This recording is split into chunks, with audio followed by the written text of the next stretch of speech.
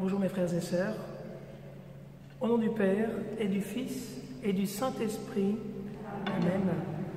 La grâce de notre Seigneur Jésus-Christ, l'amour de Dieu le Père et la communion de l'Esprit Saint soient toujours avec vous. Et avec votre esprit. C'est vrai, vous m'avez répondu, et avec votre esprit.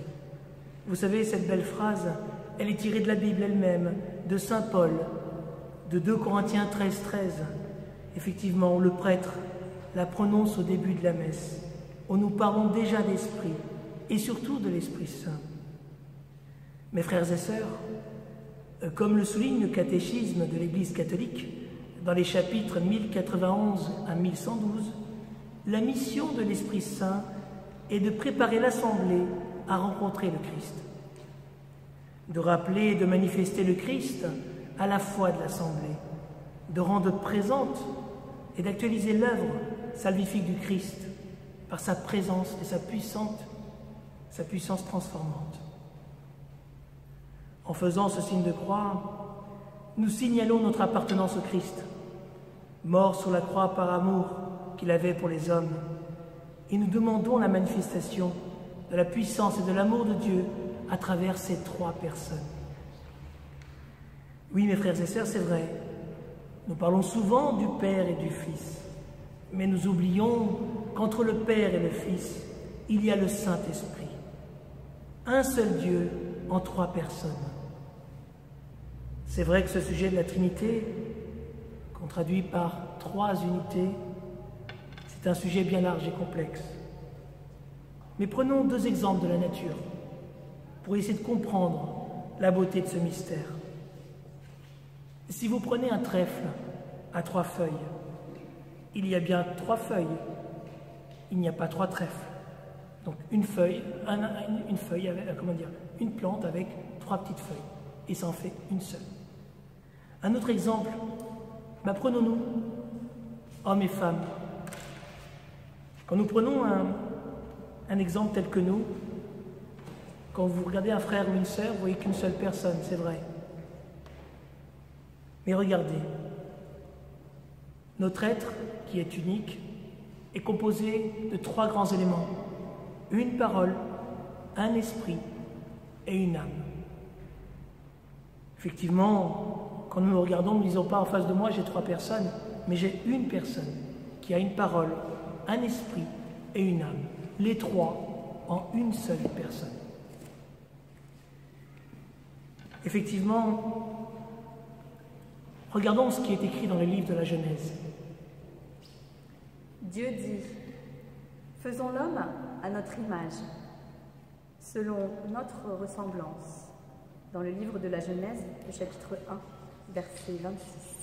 Oui, Dieu dit faisons.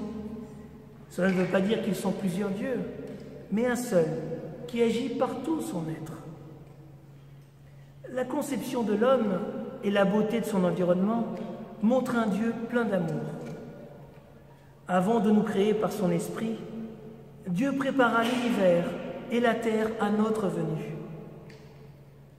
Tout comme un père, vous savez, quand il prépare la chambre et le berceau avant que son nouveau-né ne vienne au monde. Vous comprenez l'image? Écoutons ce que dit à nouveau la Genèse. La terre était informe et vide. Les ténèbres étaient au-dessus de l'abîme, et le souffle de Dieu planait au-dessus des eaux, dans le livre de la Genèse au chapitre 1, verset 2. Oui, mes frères et sœurs, l'homme n'est ni le créateur de l'univers, ni de lui-même, mais est une créature, conçue et créée par amour, par un être plus puissant que lui. Tout ce qui existe avant l'homme et a été fait pour l'homme. Que ce soit les étoiles, les planètes, les galaxies, la Terre, avec sa faune et sa flore, les lois physiques, rien n'a été créé par des mains d'hommes, mais uniquement par celui que nous appelons Dieu, qui est à la fois souffle, parole et source de toutes choses. L'enfant qui naît par amour entre un homme et une femme doit nous rappeler que nous avons été tous aussi créés par amour, à la ressemblance de notre Père, qui est amour et qu'il a mise en nous. Alors le Seigneur Dieu modela l'homme avec la poussière tirée du sol. Il insuffla dans ses narines le souffle de vie. Et l'homme devint un être vivant. Dans le livre de la Genèse, au chapitre 2, verset 7. Et c'est par l'Esprit de Dieu que l'homme a été créé, par ce souffle présent lors de la création du monde, et comme acteur même de cette création. L'Esprit de Dieu est saint, car il fait de bonnes choses, il donne la vie. Son esprit est plein de vérité et d'amour pour nous. Il ne peut pas nous détester ou ne pas nous pardonner, car il n'est qu'amour. Il ne peut qu'aimer, c'est un Père. C'est plutôt le prince de ce monde, c'est-à-dire Satan, dont parle Jésus, qui nous pousse au mal, au rejet de Dieu. Satan veut détruire l'humanité coûte que coûte. Comme il ne peut pas atteindre Dieu, il s'en prend à sa créature, à son homme fragile, pour le salir, le réduire en esclavage avec le pouvoir, l'argent, la débauche et autres excès et mensonges de vie. Satan n'a aucune vérité en lui. Il est un meurtrier depuis le commencement avec Adam et Ève, comme le dit Jésus dans l'évangile de Jean. Notre ennemi commun, mes frères et sœurs, c'est bien lui. C'est le diable, notre ennemi. Son rôle est de nous détruire, de nous distraire, de faire baisser nos gardes, de nous endormir, de faire dire qu'il n'existe pas, de rendre anodin certaines de nos paroles ou de nos actes, d'accepter tout sans aucun discernement, de nous provoquer en nous-mêmes, ou encore les uns contre les autres, de nous entretuer, de nous envier les uns les autres, de nous voir divisés. Voilà son but à Satan. Voilà le but à notre ennemi. Il n'y a qu'une seule chose qu'il n'aime pas et qu'il repousse en enfer. C'est la parole de Dieu. C'est pourquoi, mes frères et sœurs, nous devons être très vigilants. Et je parle aussi pour moi. Vigilants sur nos comportements, sur nos actes, nos paroles, aussi bien pour nous-mêmes, mais aussi pour les autres. Ce n'est pas évident. Et c'est pourquoi nous devons appeler l'Esprit Saint en renfort, qui lui est l'Esprit de Dieu. Car nos ennemis, en réalité, mes frères et sœurs, ne sont pas les hommes, mais des esprits. Écoutons ce que dit saint Paul. C'est lui-même qui nous avertit à ce sujet. Car nous ne luttons pas contre des êtres de sang et de chair, mais contre les dominateurs de ce monde de ténèbres, les principautés, les souverainetés, et les esprits du mal qui sont dans les régions célestes. Dans la lettre aux Éphésiens, au chapitre 6, verset 12. Oui, mes frères et sœurs, voilà. Donc l'Esprit Saint, c'est l'Esprit de Dieu. C'est celui qui va nous guider, qui va nous réconforter, qui va nous consoler dans ce monde où forcément tout n'est pas assez clair, tout n'est pas clair et vérité. Mais pourquoi prier alors le Saint-Esprit? Effectivement, pourquoi le prier? Eh bien, il y a beaucoup de raisons pourquoi le prier. Eh bien d'abord, on va regarder la vie de Jésus, cet homme né d'une femme vierge nommée Marie. Lui, sa vie a été fondée sur le Saint-Esprit.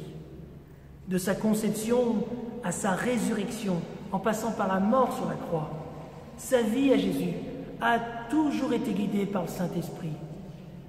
N'est-ce pas, Sophie, dans Luc?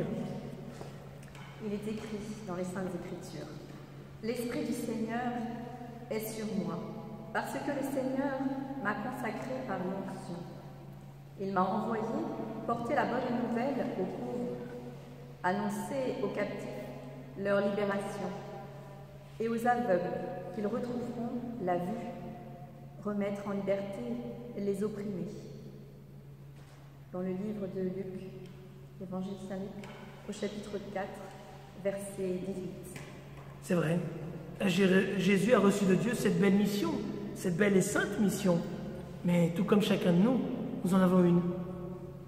Oui, comme Jésus, prions l'Esprit Saint pour ne pas nous laisser nous entraîner par l'esprit de ce monde qui cherche à anesthésier notre foi, à nous priver de nos libertés individuelles, à briser nos valeurs et enfin nous pousser à croire que l'homme peut se passer de Dieu, qu'il aurait la solution à tous les problèmes, qu'il s'autosuffit en d'autres termes. Restons prudents, mes frères et sœurs, et vigilants, avec l'aide du Saint-Esprit, sur ce que le monde nous enseigne et nous propose, car pour beaucoup dans ce monde, Dieu n'existe pas ou ne peut pas nous aider, alors que c'est bien tout le contraire. Oui, Dieu, mes frères et sœurs, n'attend que nos appels et nos prières, car il est la vie et il est toujours présent parmi nous, plus fiable que les hommes, comme le dit le psalmiste. Mieux vaut s'appuyer sur le Seigneur que de compter sur les hommes. Mieux vaut s'appuyer sur le Seigneur que de compter sur les puissants. Psaume 117. Mes frères et sœurs, posons-nous vraiment la question suivante. À quoi cela servirait-il d'aller à l'église pour prier et demander de l'aide au Seigneur si finalement je ne compte que sur mes propres forces ou sur celles des hommes?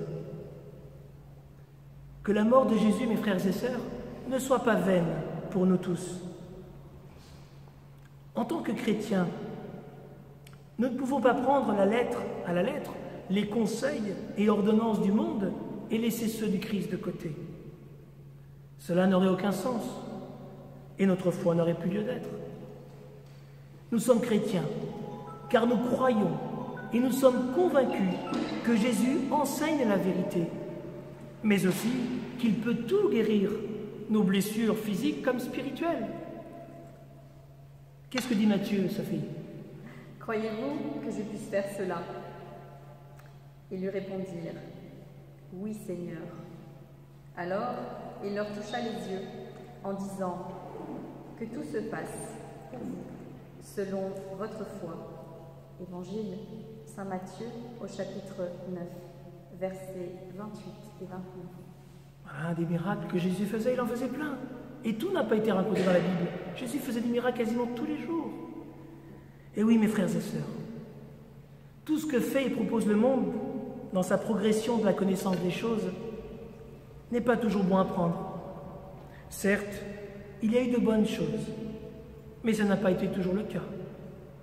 Très souvent, quand l'activité de l'homme n'est pas guidée par l'Esprit Saint, alors l'homme agit par intérêt personnel, voire financier, soif de l'argent, de pouvoir, entraînant alors la corruption, les influences, les conflits d'intérêts. Il est donc important de se dire que notre activité principale de la journée, qui est le travail, doit être guidée par l'Esprit Saint, présent dans nos cœurs, et le faire agir lui. Nos talents, mes frères et sœurs, on en a tous des talents. Et donc les talents, on les utilise au quotidien, dans notre travail.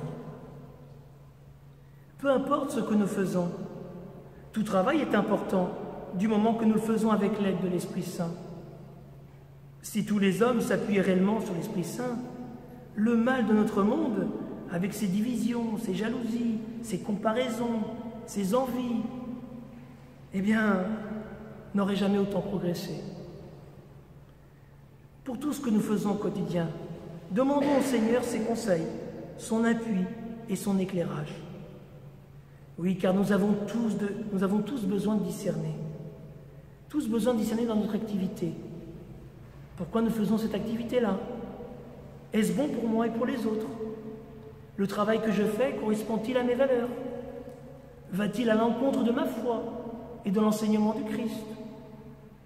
Mon travail ne doit pas se résumer par la soif de l'argent et du pouvoir. Non. Le but de notre travail est de nous rendre service les uns les autres, avec honnêteté et amour. Voici ce qu'est le travail. Se rendre service les uns les autres. Que l'Esprit Saint nous guide à faire notre travail comme pour le Seigneur, à employer nos talents aussi bien pour moi, pour mon bien, mais aussi et surtout pour les autres, comme le dit Saint Luc. Aucun domestique ne peut servir deux maîtres, Ou bien il haïra l'un et aimera l'autre, ou bien il s'attachera à l'un et méprisera l'autre.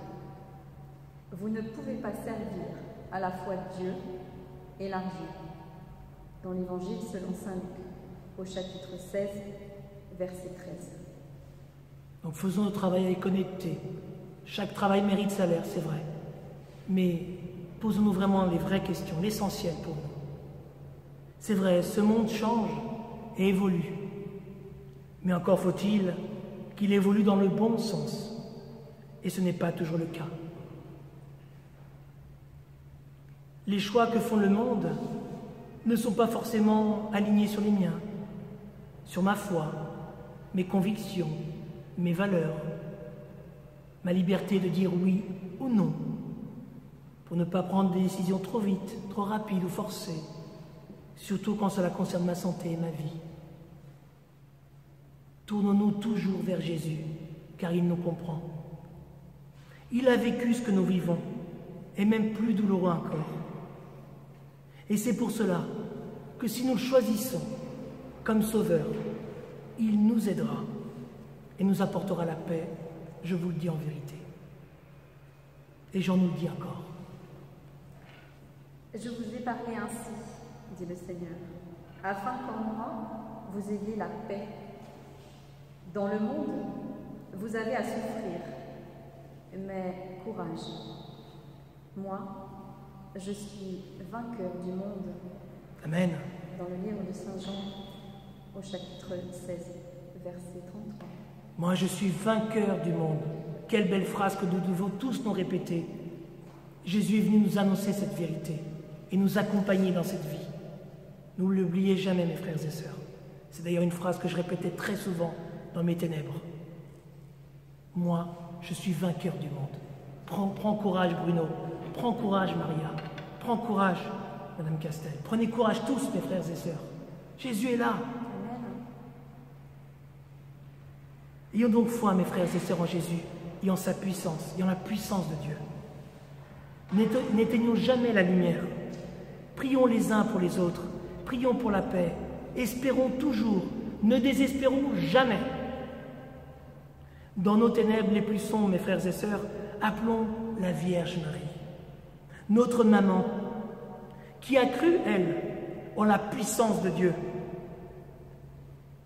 Suite aux paroles de l'archange Gabriel, souvenons-nous les paroles de l'archange vers Marie. L'ange lui répondit, « L'Esprit Saint viendra sur toi, et la puissance du Très-Haut te prendra sous son ombre. C'est pourquoi celui qui va naître sera saint. Il sera appelé Fils de Dieu. » Dans l'Évangile selon saint Luc, au chapitre 1, verset 35. L'Esprit Saint, qu'est-ce qu'il a fait ici? Il a conçu un homme. Jésus a été conçu par le souffle de l'Esprit. Ça ne vous rappelle rien? Souvenez-vous dans la Genèse et les premières lignes de la Bible, quand on parle d'Adam qui a été créé par le souffle de Dieu. L'Esprit de Dieu peut donc tout faire, car rien n'est impossible à Dieu, comme le dirait Saint Gabriel Archange, pardon. Regardez aussi Joseph, l'époux de Marie. Il était dépassé par ce qui lui arrivait, quand il a appris que la grossesse de Marie sans qu'il l'ait connue. Il sera donc éclairé, Joseph, et consolé par l'ange, afin qu'il puisse comprendre qu'il a été choisi pour accomplir la volonté du Seigneur. Écoutons comment Joseph a été consolé par l'archange. Joseph, fils de David, ne crains pas de prendre chez toi Marie, ton épouse, puisque l'enfant qui est engendré en elle vient de l'Esprit Saint. Évangile selon saint Matthieu, au chapitre 1, verset 20. Et ça continue l'histoire.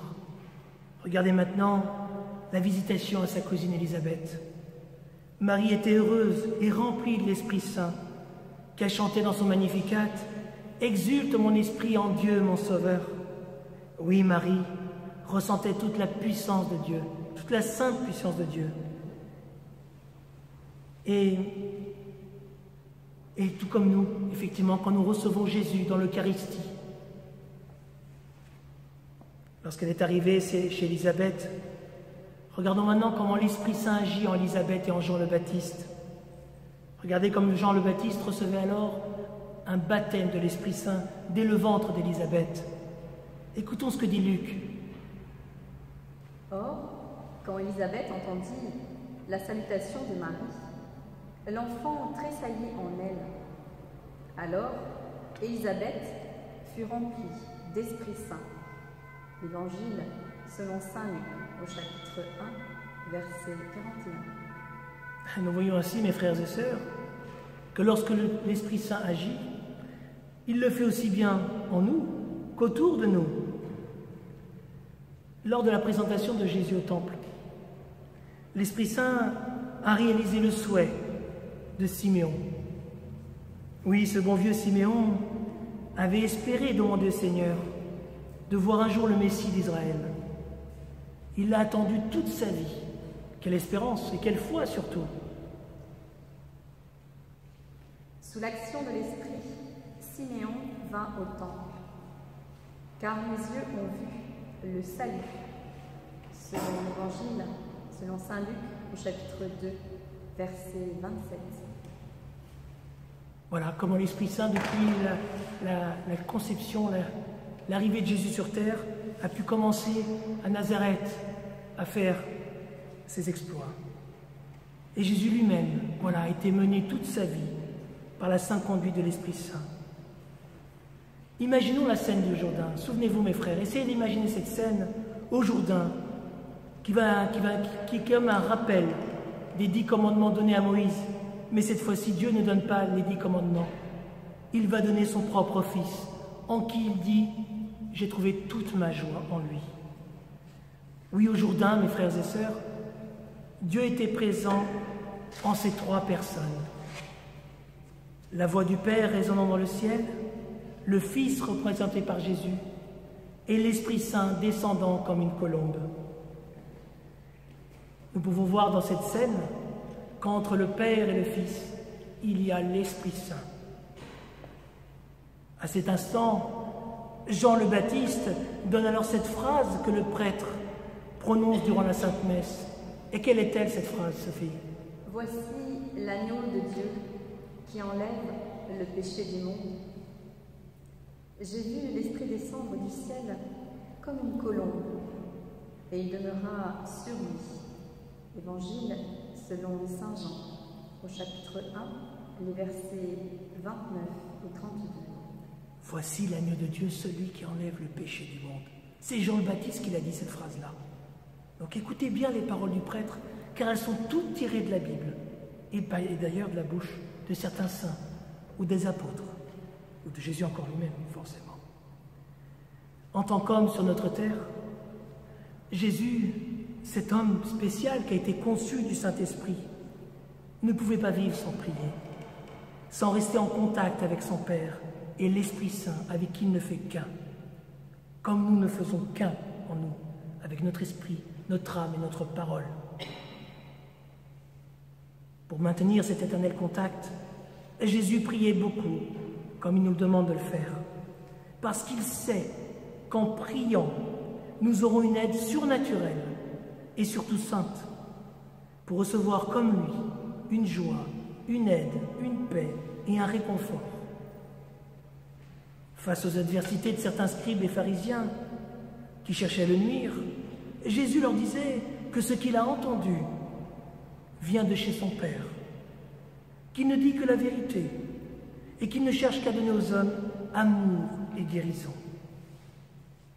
Écoutons ce que dit saint Jean. Mais maintenant, vous cherchez à me tuer, moi, un homme qui vous ait dit la vérité, que j'ai entendue de Dieu. Mais moi, parce que je dis la vérité, vous ne me croyez pas. Évangile selon saint Jean, au chapitre 8, les versets 40-45.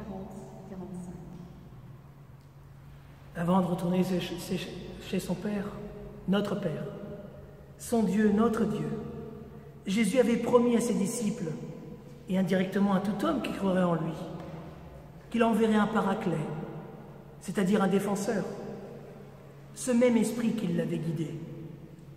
À la Pentecôte, les disciples ne savaient plus quoi faire. Ils étaient enfermés, apeurés, déboussolés. Ils oubliaient même les conseils du Maître. Comment fallait-il continuer l'évangélisation sans Jésus, surtout dans de telles conditions? Moi, je prierai le Père, et il vous donnera un autre défenseur, qui sera pour toujours avec vous, l'Esprit de vérité. Lui, que le monde ne peut recevoir, car il ne le voit pas et ne le connaît pas. Vous, vous le connaissez, car il demeure auprès de vous, et il sera en vous. Je ne vous laisse pas orphelins, je reviens vers vous. Évangile selon saint Jean, au chapitre 14, versets 16 à 18. Oui, Jésus avait promis d'envoyer l'Esprit Saint, celui qui rappellerait aux apôtres tout ce qu'il leur avait dit. Ce baptême de feu reçu à la Pentecôte était donc vital et nécessaire pour pouvoir annoncer la bonne nouvelle sans crainte et avec la puissance du Seigneur.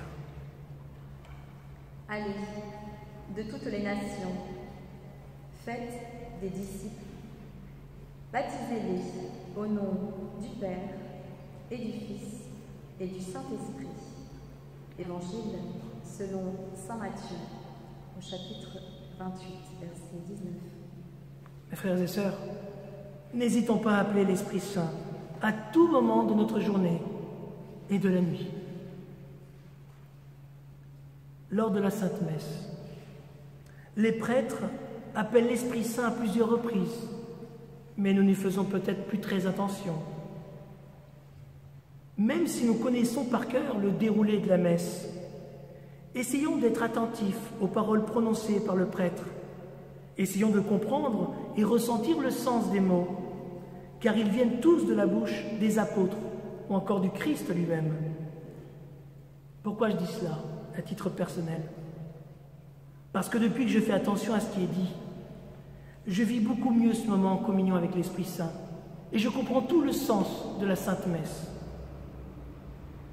Nous ne sommes pas là, mes frères et sœurs, pour nous regarder les uns les autres. Comment mon frère est habillé, ou bien critiquer un tel ou un tel. Nous sommes là pour recevoir une guérison et une espérance pour nous-mêmes, nos proches et le monde. Voilà pourquoi nous venons à la messe. Nous ne venons pas pour nous regarder, mais nous venons pour lui, pour repartir guéris, consolés, avec des forces. C'est ça pourquoi on vient à la messe. Ces mots prononcés par le prêtre ont réellement une puissance, croyez-le, pour nous soigner et nous consoler. Vous savez pourquoi? Parce que c'est Jésus lui-même qui parle durant la messe à travers son prêtre. Prions pour les prêtres, même si nous entendons des rumeurs, prions pour les prêtres, car ils sont le relais que Jésus utilise pour nous bénir, et encore plus que ça, venir en nous, à travers les mains du prêtre dans cette sainte Eucharistie. Oui, le prêtre, par ses mains, donne le Christ à l'Assemblée. Pour réaliser ce mystère pascal, l'Esprit Saint sera l'acteur même de la scène, en actualisant le mystère et le rendre vraiment présent maintenant. L'épiclèse, vous savez ce qu'est l'épiclèse? C'est cette intercession, quand le prêtre supplie le Père directement d'envoyer l'Esprit Saint sanctificateur, comme le décrit le catéchisme de l'Église catholique au chapitre 1105. Écoutons bien la phrase du prêtre au moment de sanctifier les offrandes. Sanctifie ces offrandes en répandant sur elles ton esprit, en répandant sur elles ton esprit, Père. Qu'elles deviennent, pour nous, le corps et le sang de notre Seigneur Jésus. Donc à ce moment-là, il y a quelque chose de surnaturel qui se passe. On ne le voit pas à nos propres yeux, mais voilà ce qui se passe parce que nous croyons à la parole du Christ.